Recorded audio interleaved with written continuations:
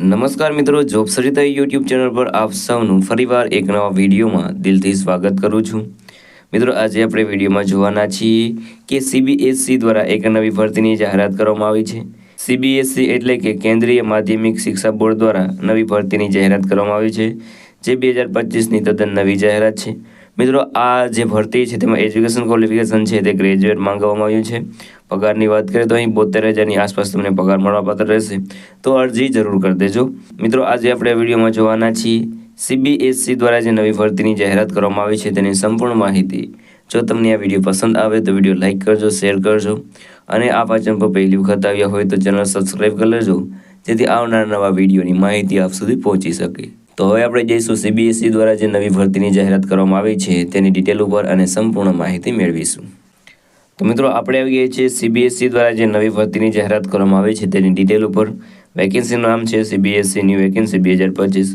ઓર્ગેનાઇઝેશનનું નામ છે central board of secondary education, એટલે કે સીબીએસઈ દ્વારા નવી ભરતીની જાહેરાત કરવામાં આવી છે.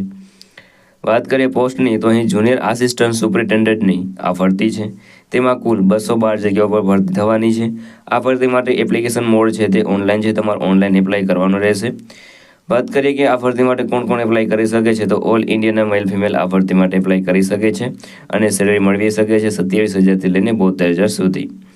વાત કરીએ એજ લિમિટની તો અહીં 18 વર્ષથી લઈને 30 વર્ષ સુધીના કેન્ડિડેટ આ ભરતી માટે એપ્લાય કરી શકે છે અને ગવર્મેન્ટના રૂલ્સ પ્રમાણે એજ રિલેક્સેશન છે તે તમને મળવાપાત્ર રહેશે. એપ્લિકેશન ફીની વાત કરીએ તો જનરલ અને ઓબીસી માટે 800 રૂપિયા ફી ભરવાની રહેશે, જ્યારે એસસી, એસટી અને પીડબ્લ્યુડી માટે કોઈ પણ જાતની ફી ભરવાની રહેતી નથી.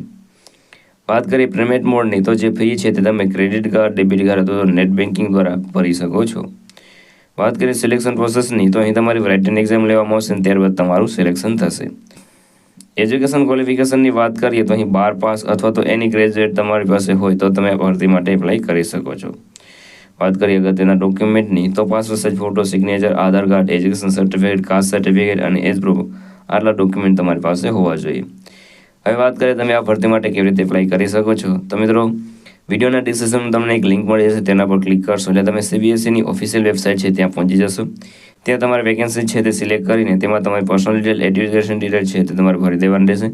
ત્યારબાદ જે પણ રિક્વાયર્ડ ડોક્યુમેન્ટ હોય તે બધા અપલોડ કરી દેવાના રહેશે અને તમારે તે ફોર્મ છે અને ત્યારબાદ તમારે ફી જે ભરવાની છે તે ભરી દેવાની રહેશે credit card, debit card, net banking દ્વારા.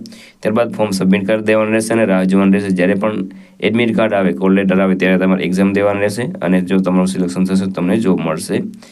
અગત્યની તારીખોની વાત કરીએ તો starting date four apply online 2 જાન્યુઆરી 2025થી આ જે ભરતી છે તેની એપ્લિકેશન શરૂ થઈ ગઈ છે. લાસ્ટ ડેટની વાત કરીએ તો 31 જાન્યુઆરી 2025 સુધી તમે એપ્લાય કરી શકો છો.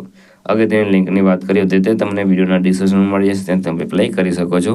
તો મિત્રો, આ હતો આજનો નોટિફિકેશન. જો તમને આ વિડીયો પસંદ આવ્યો તો વિડીયો લાઇક કરજો, શેર કરજો અને આ ચેનલ પર પહેલી વખત આવી હોય તો ચેનલ સબસ્ક્રાઈબ કરી લેજો, જેથી આવનાર નવા વિડીયોની માહિતી આપ સુધી પહોંચી જાય.